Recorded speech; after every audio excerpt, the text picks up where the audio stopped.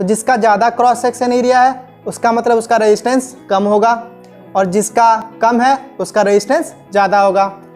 तो स्वागत है आपका फिर से हमारे G+ क्लासेस में। हम ऑलरेडी सॉल्व कर चुके थे इक्विवेलेंट रेजिस्टेंस पैरेलल में कैसे होते हैं।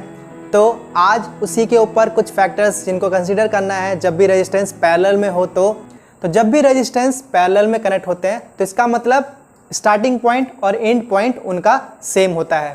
ठीक है, जैसा कि ये रेजिस्टेंस आप देख रहे हैं तो इसका स्टार्टिंग पॉइंट, इसका स्टार्टिंग पॉइंट, इसका स्टार्टिंग पॉइंट और इसका एंड पॉइंट, इसका एंड पॉइंट और इसका एंड पॉइंट सारे एक साथ कनेक्टेड हैं।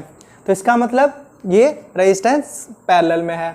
या फिर आप ये भी देख सकते हैं कि जब करंट यहाँ से जा रहा होगा तो यहाँ पे आने के बाद उसके पास तीन रास्ते होंगे, एक ये और ये एक ये। तो यानी करंट को जब ऑप्शन मिल गया डिवाइड होने का तो इसका मतलब अलग अलग रास्तों से होके जा सकता है। तो अलग अलग रास्ते मतलब पैरेलल पाथ्स। तो आप यहीं से समझ सकते हैं एक बात कि करंट, जैसा कि हमें जब सीरीज में पढ़ा था तो क्योंकि वहां पे कोई ऑप्शन नहीं था तो करंट सभी रेजिस्टेंस के थ्रू सेम गया था, पर यहाँ पे करंट को डिफरेंट पाथ्स मिल रहे हैं तो इसलिए वो डिफरेंट पाथ्स में डिवाइड हो जाएंगे। तो जैसा कि यहाँ पे आप देख सकते हैं, यहाँ पे कुछ करंट जाएगा उसको कौन मेजर करेगा? A1। यहाँ पे कुछ करंट जाएगा उसको ये A2 और इसको ये A3। हमारा 3 एमीटर है। एमीटर का इंटरनल रेजिस्टेंस बहुत लो होता है, ये आप यहाँ पे लिख लीजिए। तो एमीटर का इंटरनल रेजिस्टेंस बहुत ही लो होता है, लो इंटरनल रेजिस्टेंस, और हमेशा वो सीरीज में कनेक्ट किया जाता है। जैसे देखिए ये पाथ है, यहाँ से जा रहा है, रास्ता जा रहा है और यहाँ पे कनेक्ट कर दिया गया। फिर यहाँ से जा रहा है, ये रास्ता अलग है तो इस रास्ते के बीच में कनेक्ट कर दिया। लेकिन वोल्ट मीटर हमेशा कहाँ कनेक्ट किया जाता है? दो पॉइंट के पैरेलल में। जैसे ये इस रेजिस्टेंस के पैरेलल में कनेक्ट किया गया है। अगर मैं यहाँ पे भी एक वोल्ट मीटर लगाता जो कि R3 के अक्रॉस नापता तो R3 के पैरेलल में लगता। यहाँ पे अगर बैटरी में लगाता तो यहाँ पे बैटरी के पैरेलल लगाता। उसको कभी भी सीरीज में नहीं लगाते हैं। और एमीटर को हमेशा याद रखिएगा सीरीज में ही कनेक्ट करते हैं और इसका इंटरनल रेजिस्टेंस काफ़ी लो होता है ताकि हमको करेक्ट रीडिंग्स आए। ठीक है,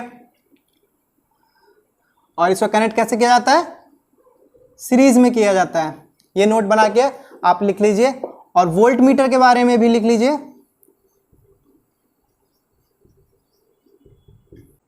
कि वोल्ट मीटर का हाई इंटरनल रेजिस्टेंस होता है।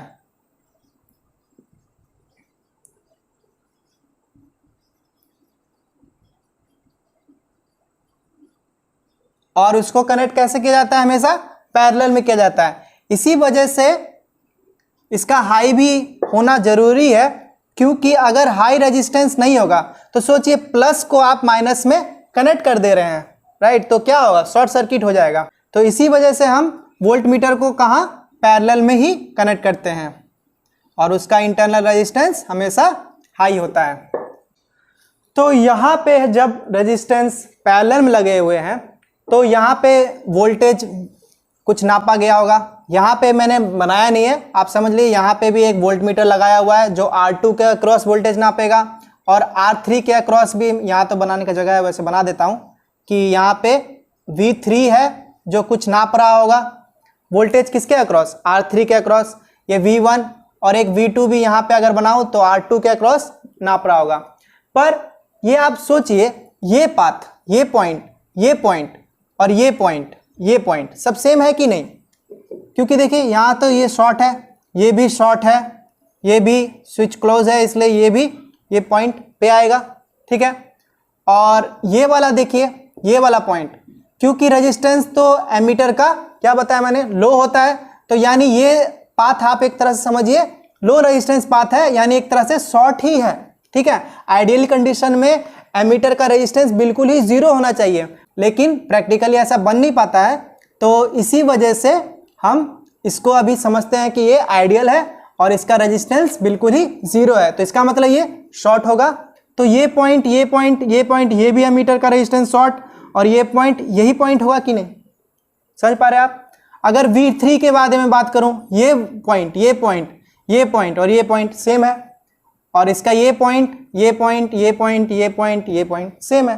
तो इसका मतलब क्या है कि ये वोल्ट मीटर कहाँ लगा हुआ है, यहाँ पे लगा हुआ है कि नहीं। अगर मैं यहाँ पे एक वोल्ट मीटर लगा दूं, वो जितना मेजर कर रहा होगा, क्योंकि ये पॉइंट और ये पॉइंट सेम ही है, तो इसी वजह से ये वोल्टेज जितना नाप रहा होगा उतना ही ये नाप रहा होगा। सही बात है कि नहीं। तो पैरेलल में आप याद रख लीजिए, क्या, पैरेलल में वोल्टेज सेम रहता है। ठीक है, इसका भी एक्सपेरिमेंट आप बैटरी के थ्रू मैं आपको दिखा देता हूं। तो यहाँ पे पैरेलल कनेक्शन को दिखाने के लिए मैंने एक बैटरी ली है, जिसका नेगेटिव एक साथ कनेक्टेड है और पॉजिटिव भी एक साथ कनेक्टेड है। तो इसका मतलब ये कैसा कनेक्शन हो गया, पैरेलल कनेक्शन हो गया, क्योंकि इसका नेगेटिव नेगेटिव और पॉजिटिव पॉजिटिव कनेक्टेड है। यहाँ पर आप वोल्ट मीटर की रीडिंग देख सकते हैं, 3.5 वोल्ट आ रहा है। अगर हम सिंगल बैटरी की बात करें तो ये भी 3.5 के आसपास आ रहा है। तो पैरेलल कनेक्शन कर देने के बाद एक या दो या तीन बैटरी का, तो भी आपका जो वोल्टेज है वो सेम ही 3.5 वोल्ट आने वाला है। तो देखा आपने कैसे मैंने 3 बैटरीज ली थी और तीनों को मैंने पैरेलल में कनेक्ट किया था।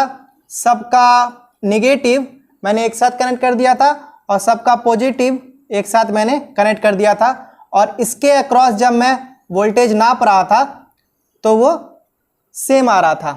जब भी पैरेलल में कनेक्शन कर रहे हो तो सारे के सारे नेगेटिव एक साथ होने चाहिए और सारे के सारे पॉजिटिव एक साथ होने चाहिए। अगर एक भी उल्टा है तो वो शॉर्ट सर्किट का रीज़न बन जाएगा।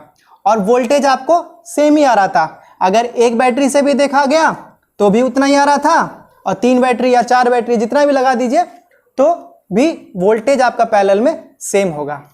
तो इसी प्रकार से यहाँ पे भी रेजिस्टेंस जब पैरेलल में लगे हुए हैं तो इनके अक्रॉस जो भी वोल्टेज आएगा, चाहे R1 के अक्रॉस, चाहे R2 के अक्रॉस, चाहे R3 के अक्रॉस, वो उतना ही आएगा जितना आप सप्लाई में वोल्टेज दे रहे हैं। तो यानी पैरेलल में वोल्टेज सेम होता है। तो ये भी आप एक नोट बना के लिख लीजिए।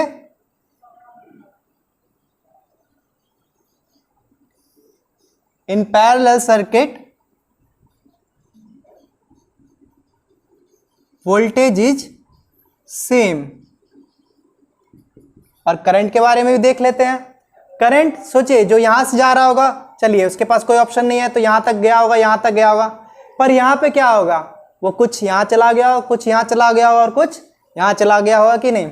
तो इसका मतलब करंट तो डिवाइड हो रहा है और सब में अलग अलग बट के फिर यहां से जुड़ के एक साथ आ रहा है। तो इसका मतलब करंट इज डिवाइडेड। और कैसे डिवाइड होगा, जहां पे ज्यादा रेजिस्टेंस होगा वहां कम करंट जाएगा।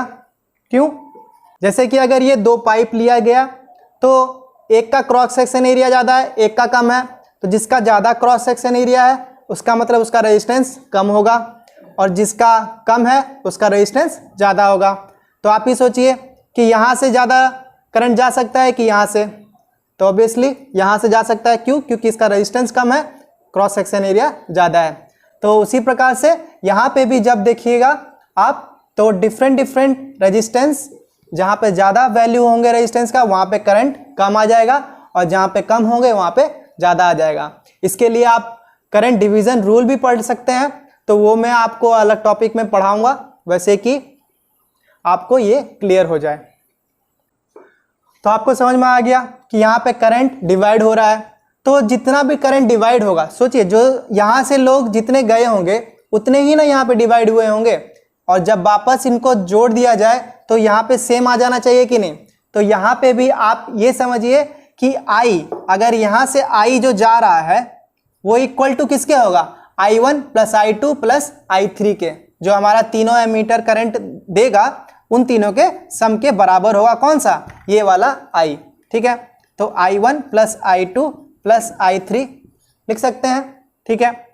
I का फॉर्मूला क्या होता है, I इक्वल टू होता है V बाई R। तो I को लिख सकते हैं हम V बाई R। यहाँ पे R कौन सा है, आर इक्विवेलेंट वाला है, ठीक है, ये याद रखिएगा। और वैसे ही I1 कौन सा हो गया, I1 भी लिख सकते हैं V/R, लेकिन इस बार कौन सा R, I1 जो इस रेजिस्टेंस के कारण है तो R1 लिखेंगे। और वोल्टेज क्योंकि सेम है तो यहाँ पे भी V वही वाला है जो वहाँ पे है, ठीक है।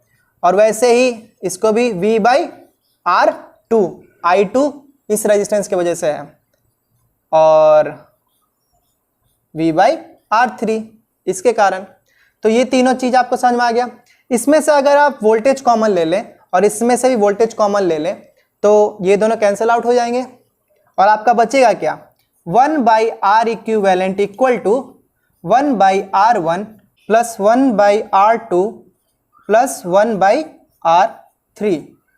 तो ये हमारा फॉर्मूला किसका निकल जाता है, R इक्विवेलेंट निकालने का, जिसको हमने ऑलरेडी पढ़ चुके हैं कि जब भी रेजिस्टेंस पैरेलल में हो और आपको R इक्विवेलेंट निकालना हो तो आप सिंपली ऐड नहीं कर सकते हैं जैसे सीरीज में करते थे।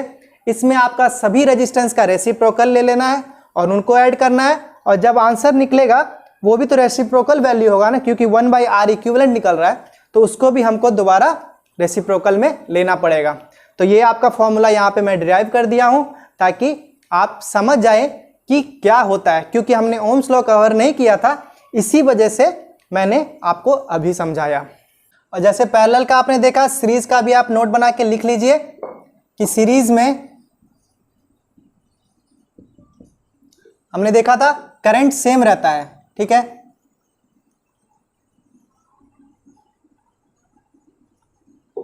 बट वोल्टेज क्या होता है, डिवाइड हो जाता है, ठीक है। ये सारे नोट्स आप बना के लिख लीजिए। और चलिए इसी पे एक छोटा सा एक न्यूमेरिकल भी सॉल्व कर लेते हैं। अगर मैं R1 का वैल्यू कुछ 4 ओम ले लूं, इसका 6 ओम ले लूं और इसका 12 ओम ले लूं और बैटरी का वोल्टेज 12 वोल्ट ले लूं, ठीक है, तो आप बताइए मुझको यहाँ पे करंट कितना जा रहा होगा और I1 और I2 और I3 भी कितना हो रहा होगा, ठीक है। मैं इसको रब कर देता हूं, आप ये नोट्स अच्छे से लिख लीजिए।